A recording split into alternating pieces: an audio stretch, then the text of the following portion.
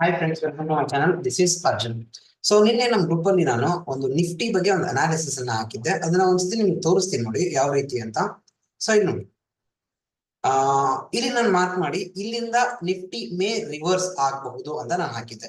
So good morning traders, currently Nifty is trading at its resistance level, but look selling opportunity only when negative candle form.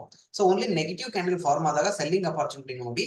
So Nifty top resistance ಅಲ್ಲಿ ಇದೆ ಅಂತ ಹೇಳಿದ್ದೆ. Okay, so ಅದಾದ್ಮೇಲೆ ಏನಾಗಿದೆ, ನಾನು ಯಾಕೆ ಆ ರೀಸನ್ ಅನ್ನ ಹೇಳಿದೆ, ಯಾಕೆ ಸೆಲ್ಲಿಂಗ್ ಅಪಾರ್ಚುನಿಟಿಯನ್ನೇ ನೋಡ್ಬೇಕು ಅಂತ ನಾನು ಹೇಳಿದೆ, ಅದನ್ನ ನಿಮ್ಗೆ ನಾನು ಇವಾಗ ತೋರಿಸ್ತೀನಿ. ಓಕೆ, ಸೊ ಚಾರ್ಟ್ ಹೋಗ್ತೀನಿ ನಾನು ಇವಾಗ. ಡನ್. ಸೊ ನಿನ್ನೆ ಮಾರ್ಕ್ ಮಾಡಿದ್ದು ಇನ್ನೂ ಇದೆ ಇಲ್ಲಿ. ಸೊ ಫಸ್ಟ್ ರೀಸನ್ ಏನಂದ್ರೆ, Nifty was at it's life time high. So life time high ಇಂದ ಶಾರ್ಪ್ ರಿವರ್ಸಲ್ ಆಗಿತ್ತು.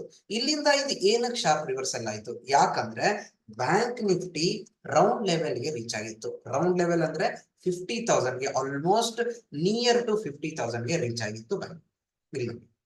ಸೊ ಯಾವಾಗ ಮಾರ್ಕೆಟ್ ರೌಂಡ್ ಲೆವೆಲ್ ರೀಚ್ ಆಗುತ್ತೋ, ಸೊ 49,000, 50,000, 55,000, ಸೊ ಅಲ್ಲಿಂದ ಒಂದು ಶಾರ್ಪ್ ರಿವರ್ಸಲ್ ಬರೋ ಚಾನ್ಸಸ್ ಇರುತ್ತೆ. So bank Nifty sharp reversal ಬಂದಿದೆ. ಸೊ ಯಾವ ಪಾಯಿಂಟ್ ಇಂದ ಶಾರ್ಪ್ ರಿವರ್ಸಲ್ ಬಂದಿರತ್ತೋ ಅಗೇನ್ ಮಾರ್ಕೆಟ್ ಅದೇ ಲೆವೆಲ್ಗೆ ಹೋದ್ರೆ ಆ ಟೈಮು ಒಂದ್ಸತಿ ಆದ್ರೂ ರೆಸ್ಪೆಕ್ಟ್ ಕೊಟ್ಟೇ ಕೊಡುತ್ತೆ. ರೆಸ್ಪೆಕ್ಟ್ ಕೊಡುತ್ತೆ ಅಂದ್ರೆ ರೆಸಿಸ್ಟೆನ್ಸ್ ಹತ್ರ ಹೋದಾಗ ಅಲ್ಲಿಂದ ಮತ್ತೆ ರಿವರ್ಸಲ್ ಆಗ್ಬೋದು. ಹಾಗಾಗಿ ಒಂದು ಝೋನ್ ಅನ್ನ ನಾನು ನಿಫ್ಟಿಯಲ್ಲಿ ಆಸ್ ಅ ರೆಸಿಸ್ಟೆನ್ಸ್ ಆಗಿ ಮಾರ್ಕ್ ಮಾಡಿದೆ. ಸೊ ರೆಸಿಸ್ಟೆನ್ಸ್ ಆಗಿ ಮಾರ್ಕ್ ಮಾಡಿದ್ಮೇಲೆ ನಾನು ಗ್ರೂಪ್ ಅಲ್ಲಿ ಹೇಳಿದೆ, ಇಲ್ಲಿ ನೆಗೆಟಿವ್ ಕ್ಯಾಂಡಲ್ ಆದ್ಮೇಲೆ ಸೆಲ್ಲಿಂಗ್ ಅಪಾರ್ಚುನಿಟಿಯನ್ನ ನೋಡಿ ಅಂತ. ಸೊ ನೀವೇ ಅಬ್ಸರ್ವ್ ಮಾಡಿ. ಸೊ ಇಲ್ಲಿಗೆ ಎಷ್ಟು 9:30 ಕ್ಯಾಂಡಲ್, 5 ಮಿನಿಟ್ ಟೈಮ್ ಫ್ರೇಮ್ ಅಲ್ಲಿ 9:30 ಕ್ಯಾಂಡಲ್ ನೆಗೆಟಿವ್ ಫಾರ್ಮ್ ಆಯ್ತು. ಸೊ ಇಲ್ಲಿ ಕೆಳಗಡೆ ನಾವು ಸೆಲ್ ಮಾಡಿದ್ರು ಜಸ್ಟ್ ಎಷ್ಟಿದೆ, 32 ಅಥವಾ 35 ಪಾಯಿಂಟ್ಸ್ ಮ್ಯಾಕ್ಸಿಮಮ್ ಸ್ಟಾಪ್ ಲಾಸ್ ಇರೋದು. ಅಲ್ಲಿಂದ ಸೀದಾ ಮಾರ್ಕೆಟ್ ಕೆಳಗಡೆ ಬಂದಿದೆ.